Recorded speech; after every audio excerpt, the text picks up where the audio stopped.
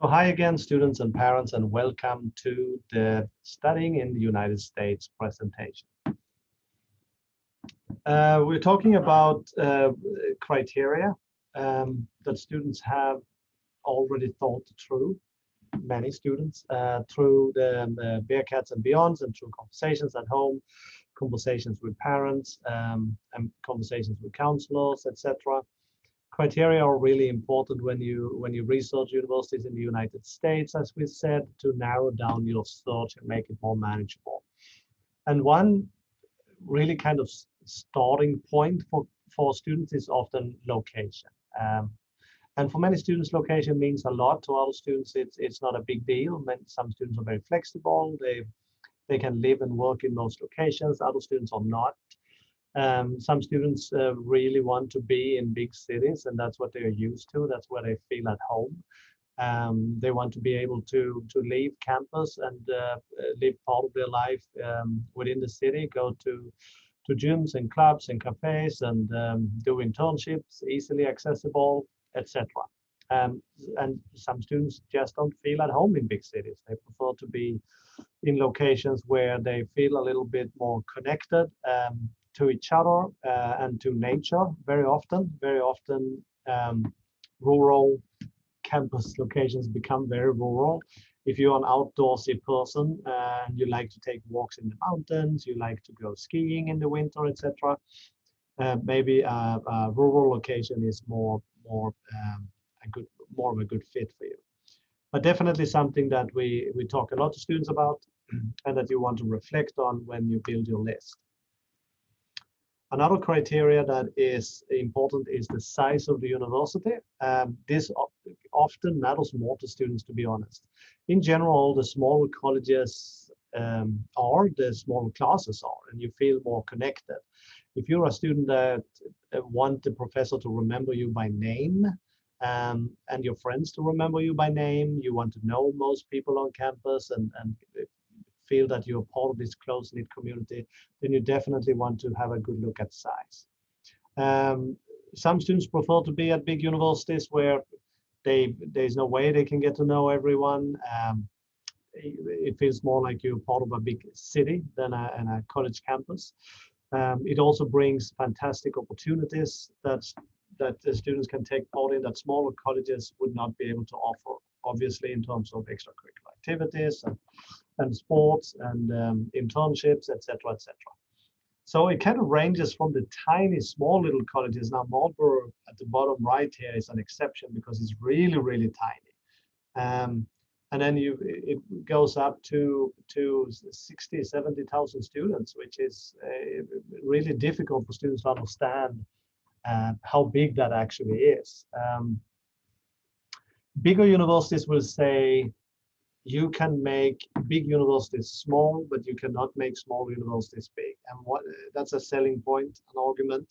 And what it means really is that you would be able to create your close-knit environment communities within your major in the third and fourth year, within your organizations and the clubs that you're part of, within your dorm or your floor.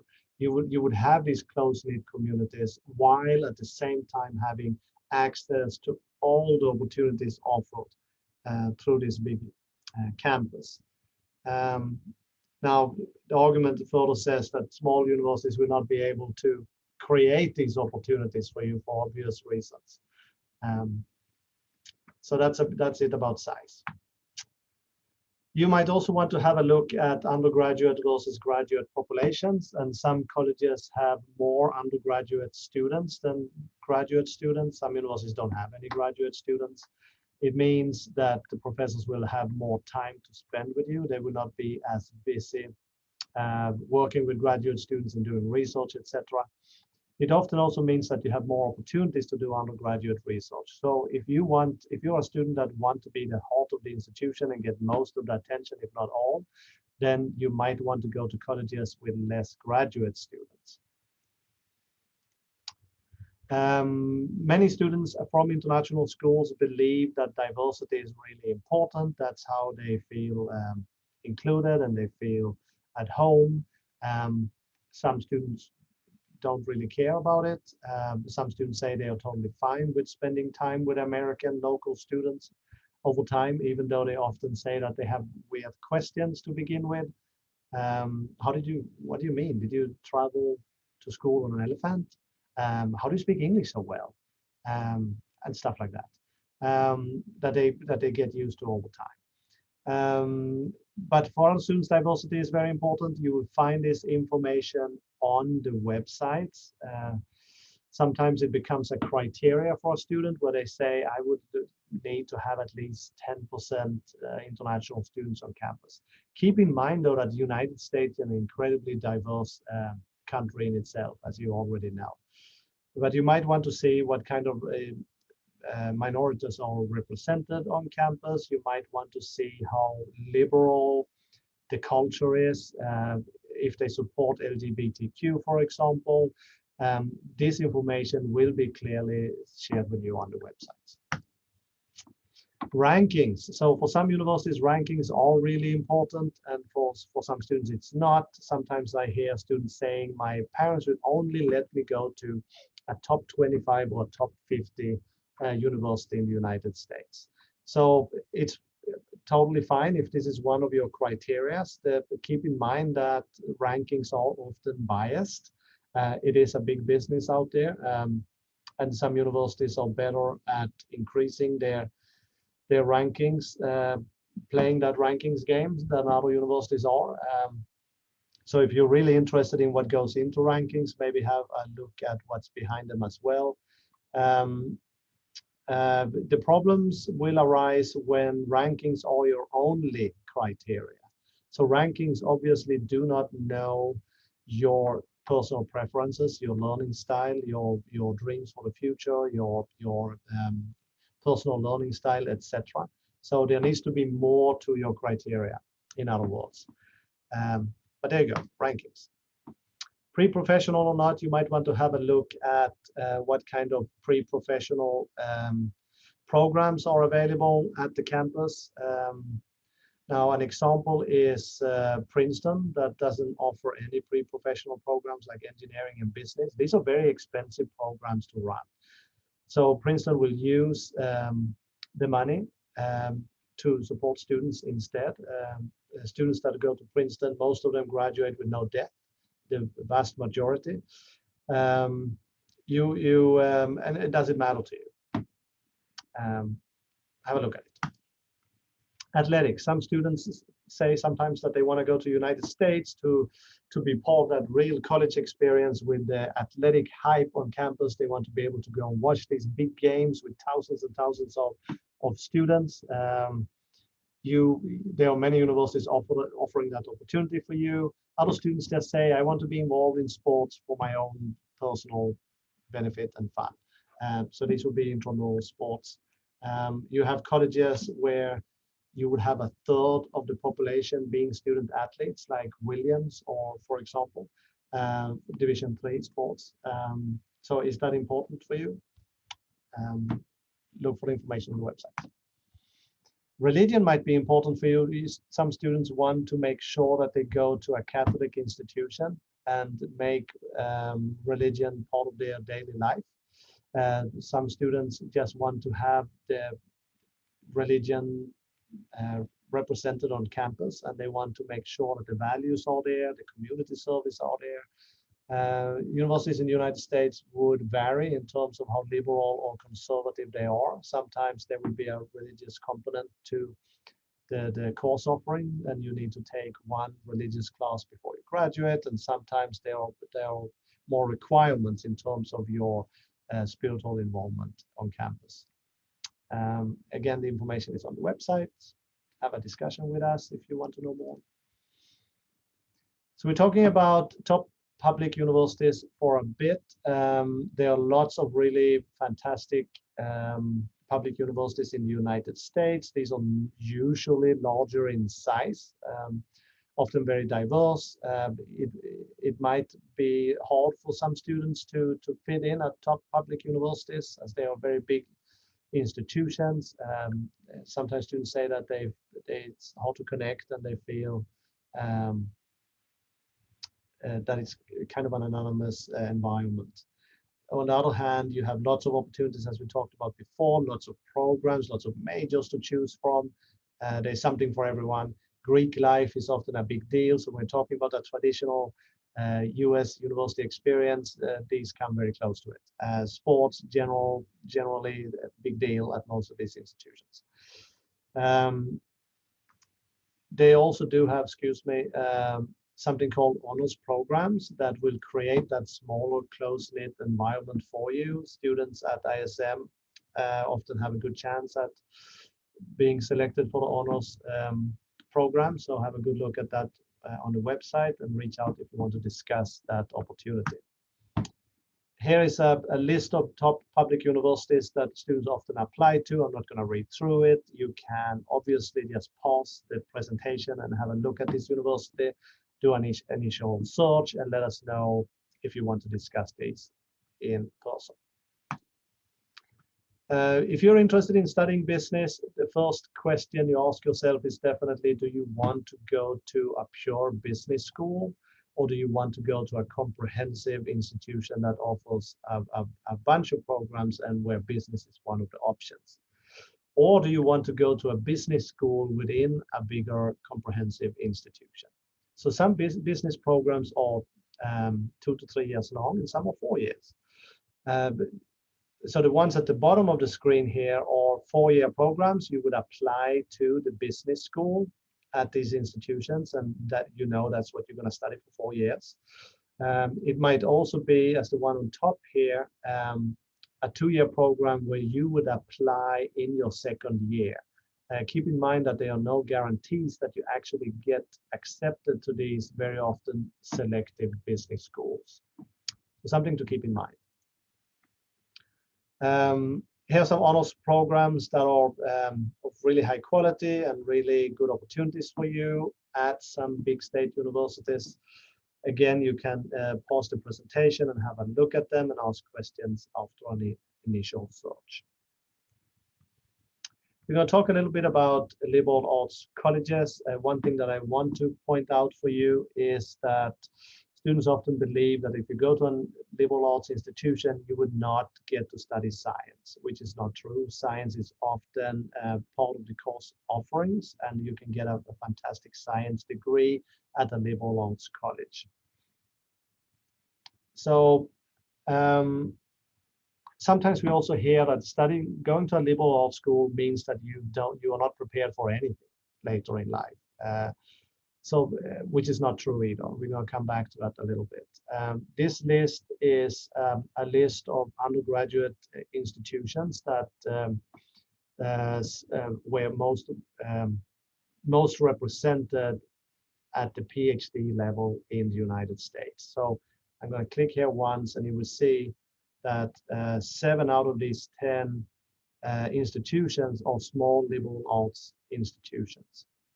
So you're very well prepared to do research. You have often engaged in undergraduate research, and you would have the skills needed to continue your educational journey in the United States.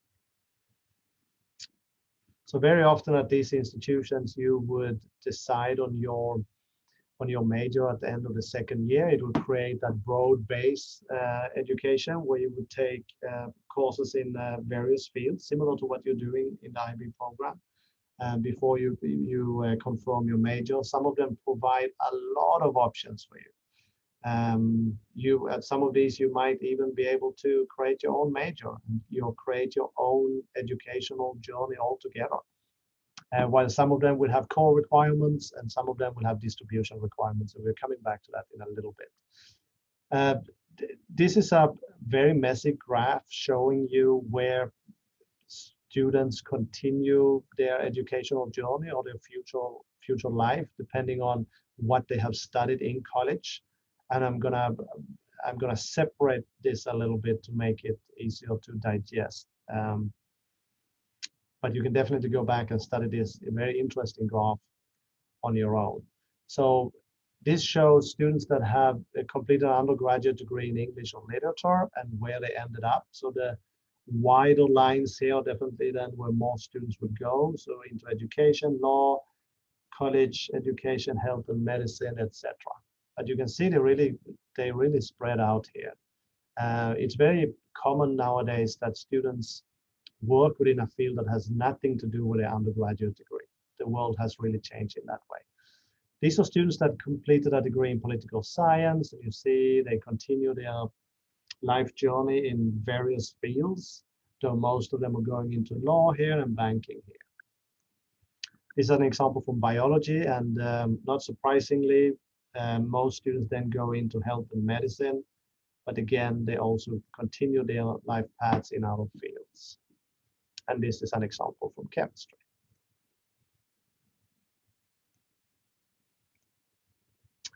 Top liberal arts schools in the United States, many of these see applications from ISM every year, while we have some of these that get very few applications from us. Many universities or colleges, excuse me, on this list are part of what we informally call the little Ivies. You will get fantastic opportunities at these colleges. Hamilton College is one of these where you can, upstate New York, where you can create your own major. They have very few regulations or requirements for you. You meet with an advisor early on. You talk about your passions and your interests, and together you build up that 4-year curriculum, which is, for the right students, a pretty fantastic opportunity. Okay. Small liberal arts colleges often also have a really good endowment. So we know that the top 15 liberal arts colleges has a greater endowment per student than the top 15 national universities. Swarthmore is an example. The endowment is $1 million per student, which is 3 times more than that of Columbia and Brown. So you would get a fantastic education with great resources at these very wealthy institutions. Something to keep in mind. And here are some small liberal arts schools that offer engineering. If you're interested in engineering,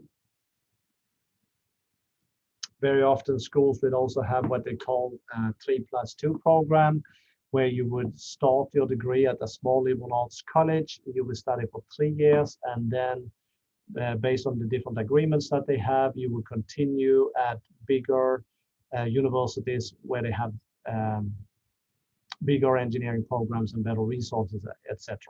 And you will complete your degree in 5 years, and very often you get 2 different degrees from 2 schools. So again, you can pause this presentation, have a look at these opportunities, do some research, and have discussions with your counselor. They often also offer a lot of cross-registration opportunities where you can take courses at other schools in the neighborhood. So you have the Claremont colleges in California, you have the 5-college consortium in Amherst.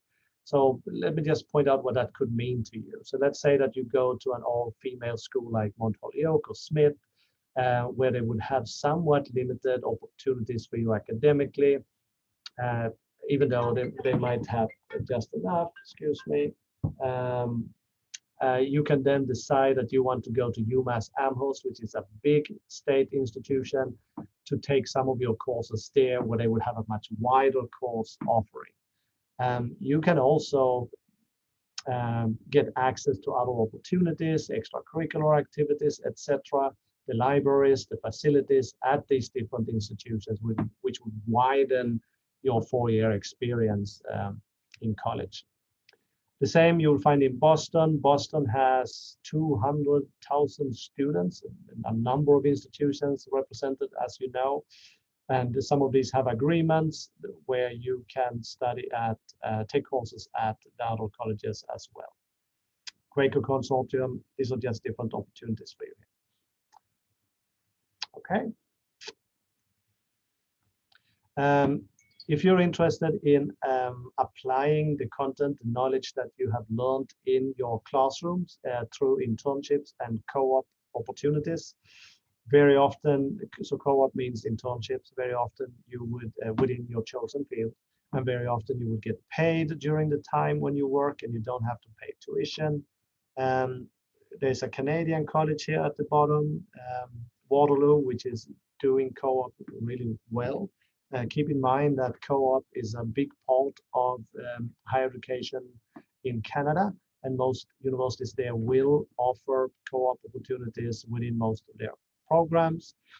In the United States, less so. One that stands out on the list here is Northeastern, which is ranked as the best institution in America when it comes to co-op, where you can complete 2 or even 3 internships during your 4-year program.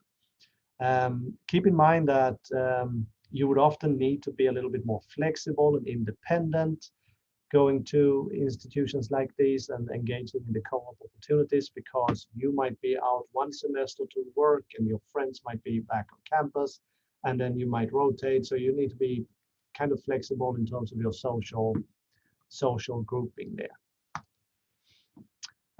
These are some colleges that offer non-traditional scheduling. For most students, this would not be a factor that will of much weight in the research process. But if you for whatever reason don't feel comfortable with the traditional 16-week kind of blocks per semester, these colleges offer some really interesting variations to your schedule. One of them that stands out, I think it's Spalding, I think it is. They offer an 18-day kind of rotation by course. You study one course for 18 days and then you study another course, etc. So if you're interested in non-traditional scheduling, here are some good examples. So a more flexible approach in terms of deciding on your curriculum. We talked about Hamilton before. Brown is known as the most liberal institution in the United States, or at least among the Ivy Leagues, where they have very few requirements in terms of what you study. You would do, there's a shopping period at the beginning of each term where you can sit in for classes and see how you feel about it. It's more or less in your hands to design the curriculum that you want to go through over your 4 years. And it's similar here for these institutions. Many of them also have a chance for you to create your own major, like NYU Gallatin, where there was a student that graduated in evil. I'm not fully sure of what he studied over 4 years, but you can sometimes create your own major, where you will be able to apply content from different fields to investigate a particular topic that you are super duper interested in. So for a very independent student, this might be it. If you want a bigger say in your education, here are some interesting institutions to look at. Here are some universities that are really big on core curriculum. So some students feel really comfortable with a set of courses that they have to take. The core curriculum should, of course, be something that attracts you. So at Columbia University, for example, you would read the same books as students have done for years and years and years and years, and take the same kind of core curriculum courses. You would have a shared experience through the core, which then obviously would provide a little less flexibility for you over your 4 years, excuse me. But maybe that's what you're looking for. And here's an example of core requirements at Georgetown. And this is how it can sometimes look to make sure that you get that broad kind of base before you move on into your major.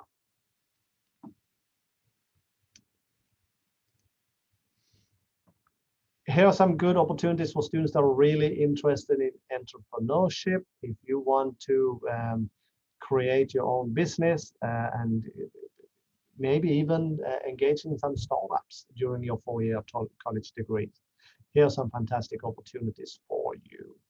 I would add Northwestern to that list, to be honest. But Babson College here on top, it's also ranked #1 in the United States for entrepreneurship. So if you are a future business person and you want to start your own business and you have a lot of creative ideas, you would spend time with other like-minded people at these institutions. Again, spend some time looking at these and reach out to your counselor if you want to talk about opportunities waiting for you there. It is not where you go, but what you do when you get there. So I think that we talked a little bit about this in the introduction earlier. We know that there is no correlation between the institution you study at and your future success. In fact, Fortune 500 investigated this and found out that the top 10 CEOs graduated from the following institutions, which are institutions that you, besides Dartmouth, probably, would be institutions that are not that selective. So again, if you are not getting into the most selective universities in the United States or the highest ranked ones, don't worry about it. There might be some benefit. I'm going to come back to that again in a second. You can also, if you're interested in doing a graduate degree at more selective institutions, you can go on their websites and see what undergraduate institutions the students that got accepted went to. And you will be surprised. Very often you would see a great variety of colleges on that list. So if you really want to get into the most selective institutions and it doesn't work out for you, know that you will still get a fantastic education and you have good chances at getting into highly selective institutions at the graduate level. In line with that, I would like to recommend that you listen to this guy here. His name is Malcolm Gladwell. He's writing for New York Post. He graduated from University of Toronto. He wrote The Outlier and David and Goliath, where David and Goliath is based on his research on college degrees, institutions, and students' future success. And his research shows that top 15% of any institution is more successful later in life. His recommendation to employers is that don't only hire people from the most selective institutions in the United States. Actually, you're better off hiring the top 15% of any institution. So here's a link to you up here that talks about his findings and his recommendation for students to go to institutions that maybe are not that elitist, maybe a better fit academically, where they would stand out a bit more. He talks a lot about how that affects students' self-esteem and their confidence, and what effect that has on their 4-year journey in college. So have a good look at this really interesting research, and let us know if you want to talk. So we're going to talk a little bit about a review process in the United States. So they employ something we call holistic review. So they're looking at a number of things in your application: 2 recommendation letters from your teachers, the counselor recommendation letter, your own college essays, what you have done outside of class, your extracurricular activities.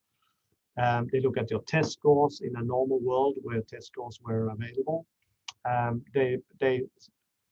They look at the transcripts of grade 9, 10, and 11, and later on for regular applications, they also include the first semester grades in grade 12.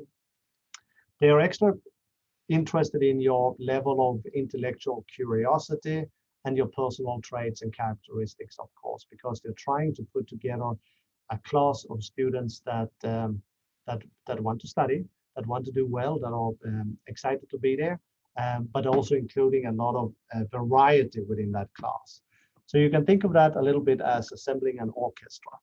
So an orchestra made up of only violins would not create much enjoyable music.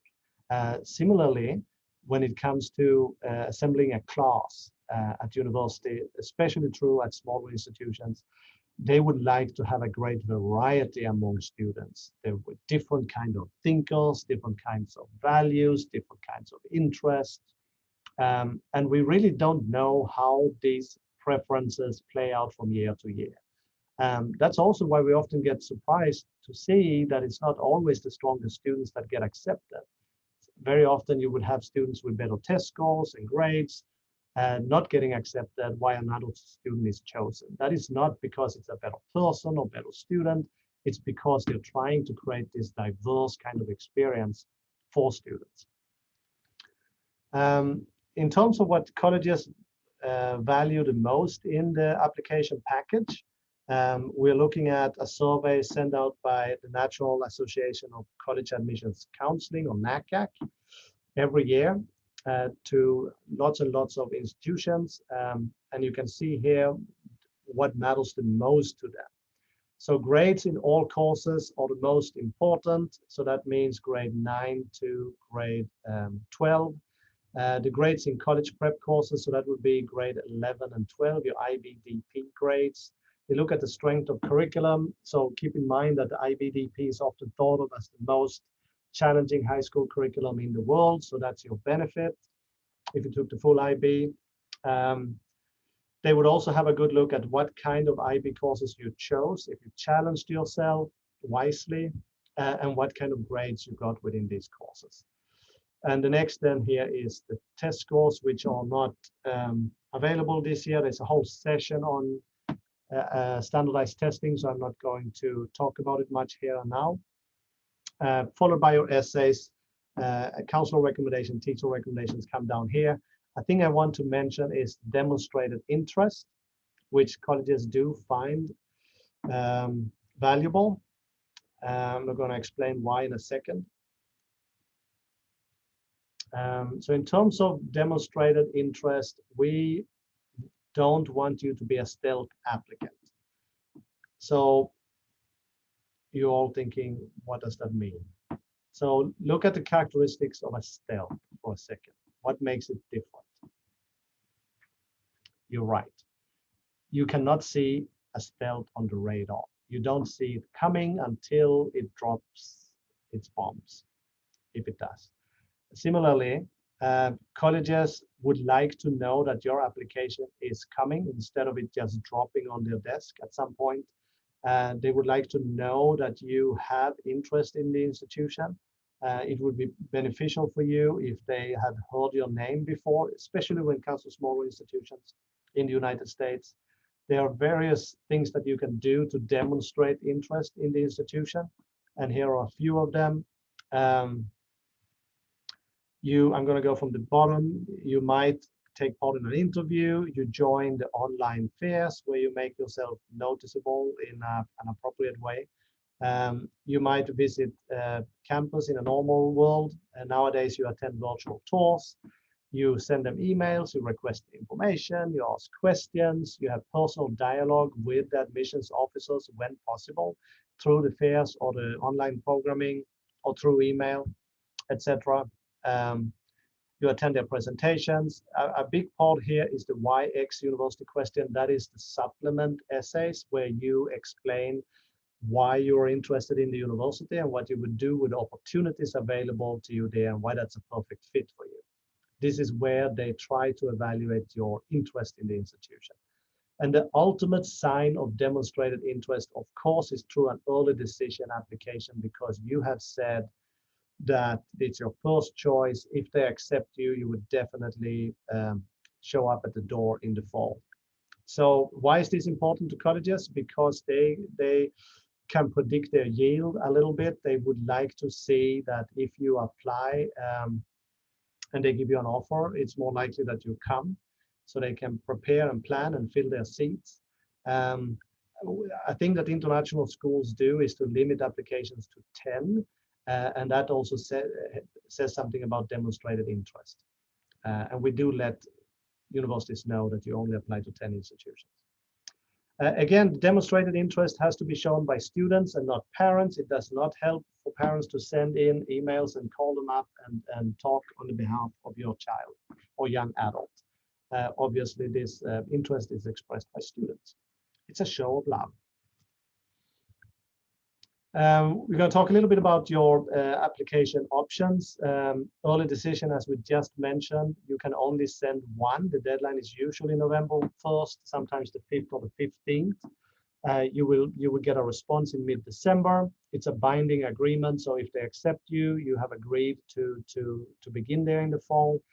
The only way for you to withdraw from this agreement is if for financial reasons. There is an early decision agreement that you have to sign, your parents have to sign, and your counselor has to sign as well. It's a little similar to restrictive early action. Restrictive early action is kind of given in the name. You can only send one early action application. So you cannot do restrictive early action and early decision at the same time. Restrictive early action is only offered by a few schools in the United States. Harvard, Yale, and a couple more. Okay. It's non-binding. You apply by 1st of November. Stanford is another one, excuse me. You apply by 1st of November. You will you'll find out mid-December. You can apply early to other state universities and also to universities in other countries outside of the United States. You don't have to confirm anything until 1st of May. So you will get a chance, if you get accepted, you will get a chance to compare your packages and your offers with other regular applications. If you apply early decision, you are allowed to send other early action applications. You can send as many early action applications as you want, as long as you don't do a restrictive early action. The deadline is the same, 1st of November. You find out mid-December. You don't have to confirm until 1st of May. It's not binding. There are some benefits. If you're ready by 1st of May, I always recommend students to send these early action applications, because colleges are looking to filling their seats. Obviously, if they get lots of applications in the spring. If they can have some of this work done in the fall, it means less work in the spring, and they have a tendency to often, if you're a strong applicant, to be a little bit more generous. Rolling admission means that they will deal with your application as soon as it arrives. First come, first served kind of basis. I do often recommend that students send their rolling admissions applications earlier for that reason. And the rest of your applications will be regular with a January deadline. If you have any questions about the different options here, and I know it can be a little confusing at first, please do reach out to your counselor to talk this through. There are some benefits to applying early decision. The acceptance rate, as you can see in this table, for early decision is much higher than for regular decision. And I pulled out a few examples for you here. If you follow the link here, you would get a long list of universities in the United States comparing the acceptance rates for early decision, restrictive early action, and regular decision. So again, as you can see, the acceptance rate here is much higher. Keep in mind that they also have a lot of applications from Division I athletes that are signed in early, and they bring this number down, obviously, certainly. You can also see how much of the class is filled early decision. So what does this mean to you? If you're really hoping to get accepted to Brown and you don't apply early decision for whatever reason, your acceptance rate, your chances here are much lower, and you also compete for much less of the spaces, as almost 50% of them are gone at that time. Having said that, we always have lots of students getting accepted regular decision as well. So it's not that all your chances are gone. You would apply early decision if it's your dream school, if you are fine with whatever the financial package becomes, and you don't need to compare with regular decision offers. And you should also be competitive for that institution. It's very rare that students get accepted ED to reach schools, okay, academically. Again, please have a look at this link and let us know if you have any questions. A quick overview of your recommendation letters. You ask for 3 in total, 2 from your teachers, 1 from your counselor. Your grade 11 and 12 teachers are the ones that are writing recommendation letters from you. Universities want the most recent insights into who you are as a student. So not teachers that taught you in grade 9 and 10 or earlier. You also want to make sure that you're really active in the classes where teachers write for you. And I want to say that you should be active in all of your classes, but be mindful that these teachers are writing for you. Give them lots of opportunities to say good things about you and your engagement in their class. Okay? You request these levels next semester. Activities. So off the bat, universities don't really care what activities you do. Or I know it says leadership positions here. They really don't care about your leadership positions either. What is really important for them is, why did you engage with these activities? How does it relate to your interests and your passions? And what kind of difference did you make? You might be able to make more of a difference through your leadership position, but that's not always true. We know that just simply being a member of a class, of a club, excuse me, might have meant that you created a lot of difference in that class. So it's not the title, it's what you did in the club. Some students have a tendency to being involved in lots of different extracurricular opportunities in clubs, in sports, in service, etc. And that's who you are as a person. If that's how you want to live your life, by all means, continue doing that. Being involved in a lot of different activities, get to know a lot of different people. It might be that you're a student that have chosen one club or one service project or one sport, and that's what you have done throughout your 4 years, and you've kind of grown within that activity. By all means, continue being that person. Colleges do not have any preferences. Your leadership positions do not give points. The number of activities you've been involved with does not add up to a total of 10, for example. It's not how they read it in a holistic approach. They want to know why you're doing these things, and they want to see what kind of effect your input has had. Thank you. So here's a bunch of research tools that we have shared elsewhere. I'm gonna log on to this one here and have a look at one of these online research tools. Here again, these are resources collected from councils around the world over the last few years, resources that they are using with their students at their schools. There are a number of them here for the United States. I'm just going to open up one. It has University TV. And if I'm a student that really don't like reading that much, this is a good opportunity to have things summarized for you. You simply go to, you can search by rankings, by state, by region, by price and size, etc. And it will show you videos from that institution. So here's an example from North Carolina State University, and you simply click, and it has there's a 6-minute video for you. I'm not going to watch it.